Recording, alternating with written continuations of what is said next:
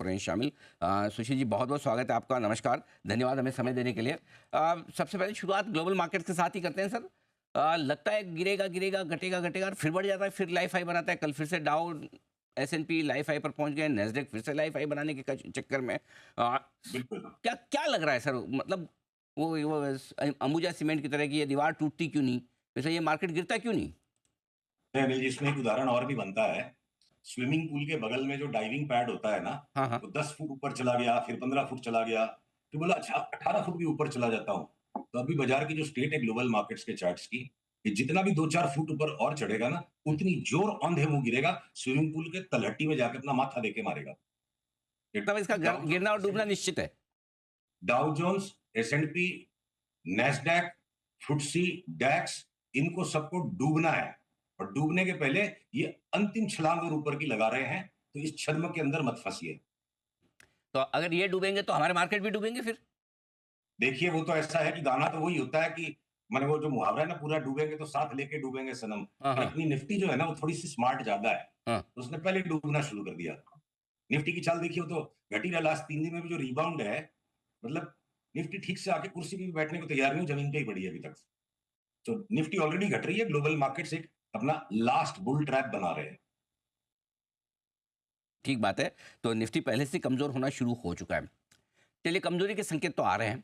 अब किस लेवल के नीचे आपको लगता है कि आपका कॉन्फिडेंस है बहुत, अभी वैसे भी अभी भी हाई है, ऐसे कॉन्फिडेंस में आपकी कोई कमी नहीं है, लेकिन किन लेवल के टूटने के बाद आपका कॉन्फिडेंस बहुत ज़रूरत से ज़्यादा बढ़ जाएगा, डाउ पे भी और साथ ही साथ निफ्टी बैंक निफ्टी पे भी? डाउ नैस्डैक के ऊपर देखिए एक सेल कॉल शायद नेक्स्ट वीक के मिडिल तक आएगा। अभी तो एक बार वो थोड़ा फुदक रहे हैं, तो हम्म। उधर हम नहीं ध्यान देंगे। निफ्टी का जो मंदी का सौदा बरकरार है, उसके अंदर अगर 25,200 के ऊपर बंद दे देता है, तो एक बार हम मंदी को काट लेंगे। हो सकता है फिर 25,700 पे मारने वापस मिले। 25,200 सवा 200 का आप समझो ना, ट्रेलिंग स्टॉप लॉस बंद भाव से पकड़ के चलिए। और एक बार दिवाली के पहले पहले 24,500 के भी नीचे एक तरफा घट जाए, नहीं लगता है। 25,200 से 25,200 250 से लेके 24,500 तक की फिलहाल रेंज है। और लॉन्गर टर्म पिक्चर फिर उसके बाद हम दिवाली के बाद बनाएंगे। ठीक बात। तो ये निफ्टी की बात हुई, लेकिन अब 24,500 टूटा तो फिर आपका कॉन्फिडेंस मंदी की तरफ बढ़ जाएगा कि भाई अब वो 20, 21, 22 हज़ार जो भी वो भी आ सकता अनिल जी, कॉन्फिडेंस तो हर रोज जीरो ही रख के आते हैं बाजार में। है। कॉन्फिडेंस नाम का शब्द खाली डिक्शनरी में है। अगर बाजार 24,500 के नीचे चला जाएगा तो और बेच देंगे। ठीक बात है। और डाउ पर क्या सिचुएशन लगती है? किन लेवल के नीचे आपको लगता है कि डाउ बंद होगा या टूट जाएगा, कर जाएगा, तो फिर आपको अमेरिका में बड़ी मंदी दिखती है? नहीं, उसके ऊपर मैं कॉल नेक्स्ट वीक ही लूंगा। ओके। एक बार फिलहाल उनको थोड़ा सा सरकने दीजिए, पूरा प्रॉपर सेटअप बनने दीजिए।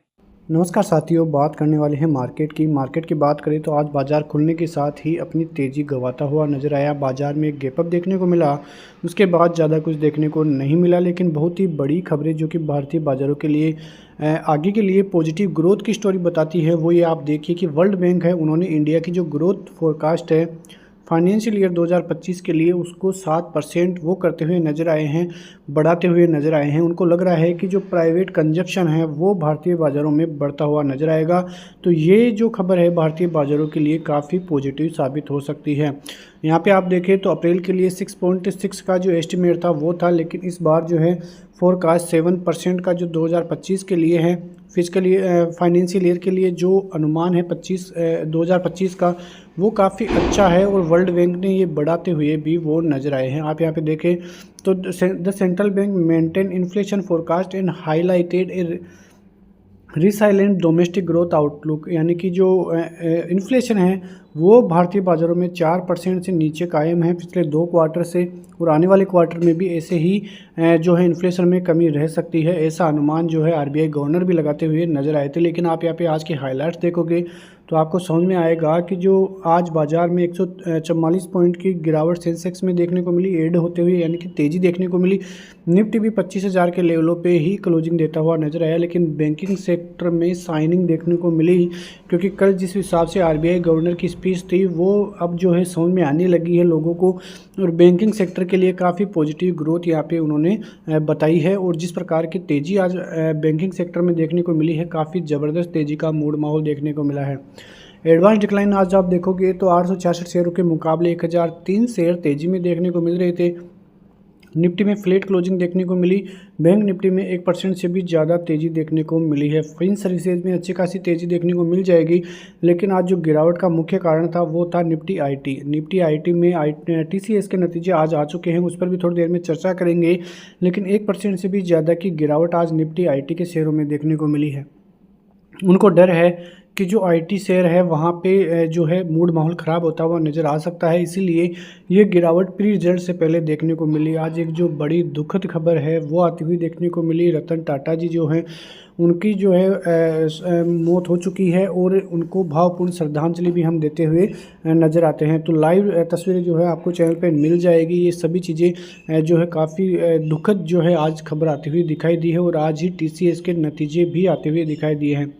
आप यहाँ पे देखोगे तो कंपनी के नेट प्रॉफिट में ज़बरदस्त तरीके से गिरावट देखने को मिली है। करीब 1.5% तक की गिरावट यहाँ पे देखने को मिली है और 11,909 करोड़ का जो प्रॉफिट है वो आता हुआ दिखाई दिया है Q2 के लिए, जो कि एक्सपेक्टेशन के मुताबिक नहीं आया है। यहाँ पे डिविडेंड भी उनकी तरफ से डिक्लेयर किया गया है, लेकिन जो रिजल्ट है अनुमान से बेहतर आता हुआ दिखाई नहीं दिया। यहाँ पे देखो तो एनालिस्ट जो है एक्सपेक्ट कर रहे थे टाटा ग्रुप के आईटी गेंट के लिए जो रेवेन्यू है वहाँ पे, लेकिन उनको बीट करता हुआ ये नज़र नहीं आया है। ये चीज़ें जो है थोड़ी बहुत नेगेटिव कल भारतीय बाज़ारों के लिए साबित हो सकती है, लेकिन इन नतीजों को बाज़ार किस हिसाब से लेता है उस पर नज़रें रहेगी, क्योंकि कभी कभी होता है कि थोड़ी बहुत जो कमेंट्री वगैरह है उनकी वजह से भी उस जो शेयर है उसमें उछाल आता हुआ दिखाई दे जाता है। तो इतनी डरने की बात नहीं है, कल ही पता लगेगा कि बाज़ार इन नतीजों को किस प्रकार से लेता है। यदि नतीजे खराब लेता है बाज़ार तो सभी आईटी सेक्टर में गिरावट देखने को मिलेगी और उस पर निफ्टी पर भी बड़ा संकट देखने को मिल सकता है।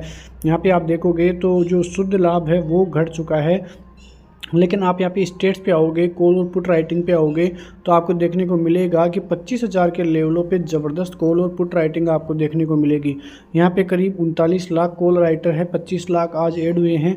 वहीं जो 46 लाख पुट राइटर 25,000 के लेवलों पे 32 लाख आज ऐड हुए हैं। तो 25,000 का लेवल काफ़ी अच्छा जोन यहाँ पे देखने को मिल रहा है पुट और कॉल राइटर्स के लिए। लेकिन 25,000 के जैसे ही ऊपर जाओगे तो करीब 29 लाख का कॉल राइटिंग 25,200 के लेवलों पे आपको देखने को मिलेगा।